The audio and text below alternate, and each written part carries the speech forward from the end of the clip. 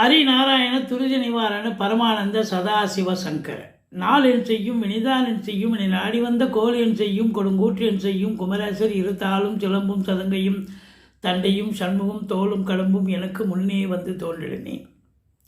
ஓம் அனுமந்தாய வித்மகே வாயு புத்திராய தீமகே தந்தனோ மாருதி பிரச்சோத்யாத் பட்டீஸ்வரம் ஸ்ரீ விஷ்ணு துர்கையே போற்றி. உலகெங்கிலும் வாழ்ந்து கொண்டிருக்கும் ஸ்ரீராம் ஆஸ்ட்ரோ யூடியூப் சேனல் நேயர்களுக்கு டாக்டர் சைதை ராஜாவின் அன்பான வணக்கங்கள், வாழ்த்துக்கள். நம்ம இந்த எபிசோடில் வார ராசி பலன்களை பார்க்க போகிறோம். நவம்பர் 9 முதல் 15 தேதி வரைக்கும் உள்ளடக்கிய நாட்களுக்கு கிரகங்கள் ஒவ்வொரு ராசிக்கும் எப்பேற்பட்ட பலனை வழங்கப் போகிறது என்பதை பார்க்கலாம் வாங்க. இந்த வாரம் முழுவதும் தேய்பிறை நாட்களே.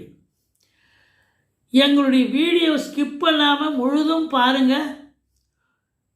உங்களுக்கு ஒரு நல்ல பயனுள்ள தகவல் கிடைக்க போகிறது. சந்தோஷம் அடைய போகிறீர்கள். எங்களுடைய வீடியோ பிடிச்சிருந்தால் லைக் பண்ணுங்கள், ஷேர் பண்ணுங்கள், சப்ஸ்கிரைப் பண்ணுங்கள். மறக்காமல் சப்ஸ்கிரைப் பண்ணுங்கள். வாங்க ராசிக்குள் செல்லலாம். மகர ராசி பிறந்த அன்பர்களுக்கு வணக்கங்க. மகர ராசியில் பிறந்தவர்களுக்கு இந்த வார கிரகங்கள் எப்பேற்பட்ட பலனை வழங்கப் போகிறது என்பதை பார்க்கலாம். நவம்பர் 9 முதல் 15 வரைக்கும் இதில் மகரத்தில் என்னென்ன நட்சத்திரங்கள் இருக்குது? உத்திராடம் 2, 3, 4 பாதங்கள், திருவோணம், அவிட்டம் 1, 2 பாதங்கள் உள்ளடக்கி.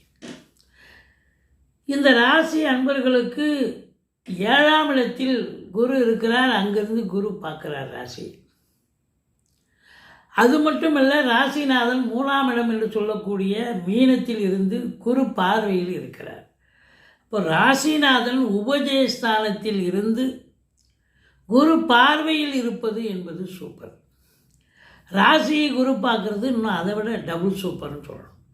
அப்போ திருமண வயதில் இருக்கும் இந்த மகர ராசி அன்பர்களுக்கு திருமணம் கைகூடுமா? கண்டிப்பாக திருமணம். சட்டு போட்டு இவ்வளோ நாளாக ஜவ்வு மாதிரி இழுத்துட்டு இருக்கும். இப்போ பார்த்தீங்கன்னா சட்டு போட்டுன்னு இப்போ முடியும். பேச்சுவார்த்தையில் முடிஞ்சு சக்ஸஸ் ஆகி நிச்சயதாம்பலம் அது இதுன்னு சொல்லிட்டு ரெடி பண்ணிடுவீங்க. அதே நேரத்தில் வாழ்க்கை துணை அல்லது மனைவியால் யோக பாக்கியங்கள் நிச்சயமாக இருக்குது. அவங்களால் ஒரு ஆதாயம் இருக்குது. வாழ்க்கை துணையால் ஆதாயம், நண்பர்களால் ஆதாயம். கூட்டு தொழில் பண்ணுறீங்க பார்ட்னர்ஷிப்பை வச்சு அப்படின்னா அவங்க இப்போ ரொம்ப அண்டர்ஸ்டாண்டிங்காக இருந்து கடனை உடனே வாங்கி தொழிலை விரிவாக்கம் பண்ணுவீங்க. தொழில் ரொம்ப உன்னதமாக போகும். ஒரு அற்புதமாக தொழில் நடத்துவீங்க அப்படின்னு சொல்லலாம். சமூகத்தில் பேரு புகழ் உயரக்கூடிய நிலை. ஆனாலும் கூட இந்த 2ஆம் இடத்தில் ராகு இருப்பது, அது தனித்த ராகு இருக்கிறது, சரியில்லை. உங்கள் பிறப்பு ஜாதக அடிப்படையில் இப்போ நல்ல தசாபுத்தி போயிட்டு இருந்தால் அந்த ராகு ஒன்றும் பெருசாக பண்ணார். ஆனால் அந்த தசாபுத்தி சரியில்லைன்னா இவரும் சரியில்லை. இப்போ 2ல் இருந்தால் என்ன பண்ணுவார்? நல்லதும் செய்வார், கெடுதலும் பண்ணுவார். அப்போ குடும்பத்தை நல்லா பிரிப்பார். குடும்பத்தில் சண்டை சச்சரவு பிரச்சனைகள் வரும். வாக்கினை தொழிலாக கொண்டு செயல்படக்கூடியவர்கள் இதுவரைக்கும் இல்லாத ஒரு தீட்சண்யம் வந்து நல்லா அப்படி பேசி இல்லை இருந்தாலும் பேசவே மாட்டான், இப்படி பளபளன்னு பேசி பிரச்சனை பெருசாகிட்டானே அப்படின்பாங்க. அந்த அளவுக்கு நேரம் சரியில்லை என்றால் கெடுதல் நடக்கும். பிறப்பு ஜாதக தசாபுத்தி சிறப்பாக இருக்கும் பட்சத்தில் உங்களுக்கு நீங்கள் பேசுகிறது யூடியூப்பு வலைதளங்களிலும் சரி மீடியாக்களிலையும் உங்களை பெருசாக ஃபோக்கஸ் பண்ணி உங்களை பெரிய லெவலுக்கு உங்களை கொண்டாந்துருவாங்க. இது நாள் வரைக்கும் இல்லாத ஒரு மதிப்பு மரியாதை ஓவர் நைட்டில் நீங்கள் வந்து பெரிய ஆகிடுவீங்க, விஐபி ஆகிடுவீங்க மறுபடியும்.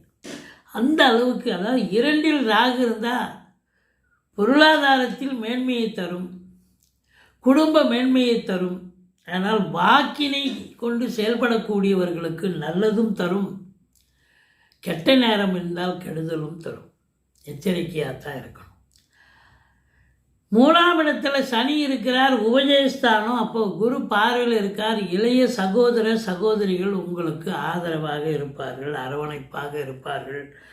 எடுக்கின்ற காரியங்கள் கண்டிப்பாக சக்ஸஸ் ஆகும்.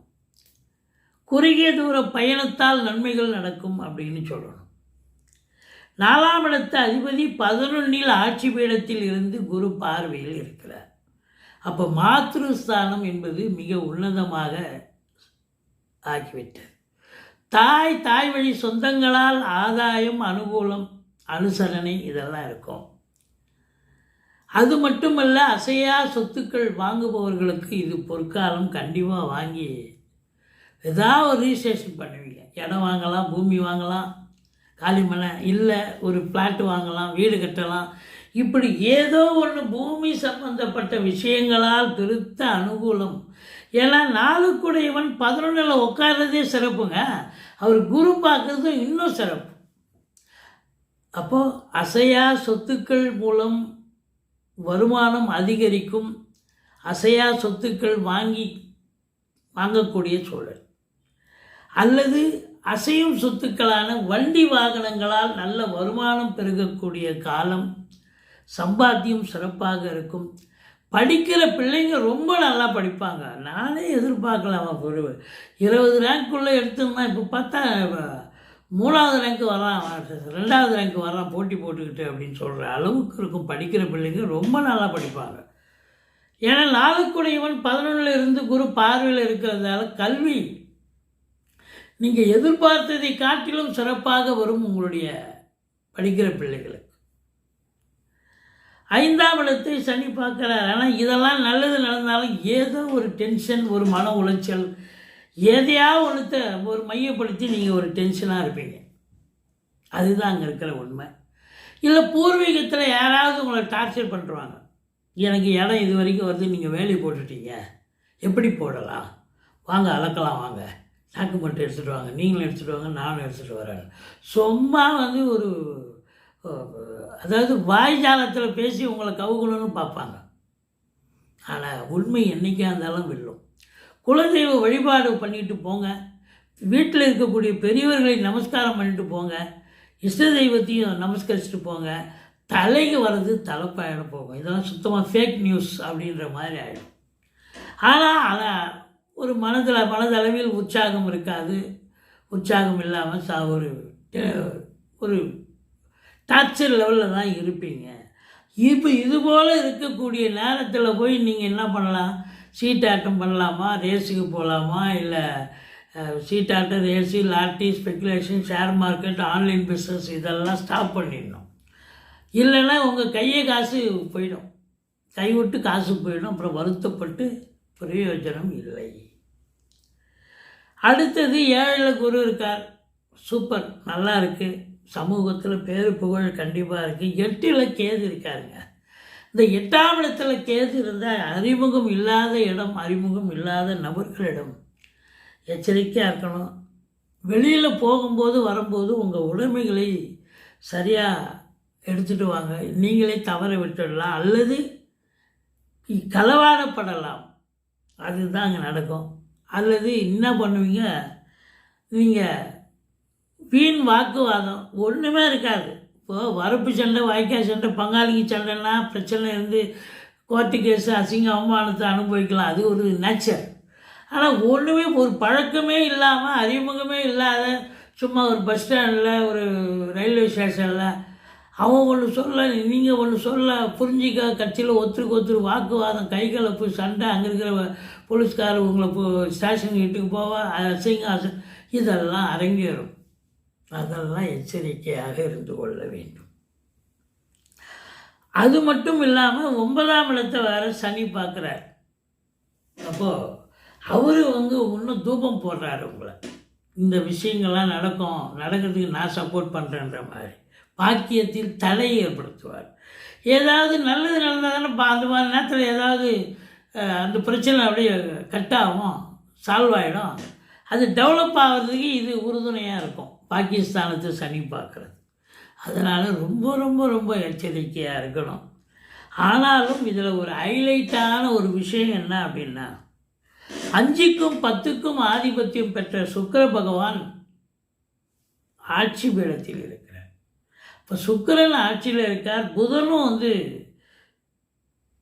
அங்கே இருக்கார். சூரியன் அப்கோர்ஸ் உங்களுக்கு 8 குடையவன். புதனும் சுக்கிரனும் அங்கே இருக்கிறது 10ல் இருக்கிறது உங்களுக்கு ஃபேவரபுள். சூரியன் இருக்கிறது அன்ஃபேவர். அப்போது உங்களை பொறுத்தவரையிலையும் பார்த்தீங்கன்னு சொன்னால் 9, 10 குடையவர்கள் இணைகிறார்கள். 9 புதன் 10 சுக்கிரன்.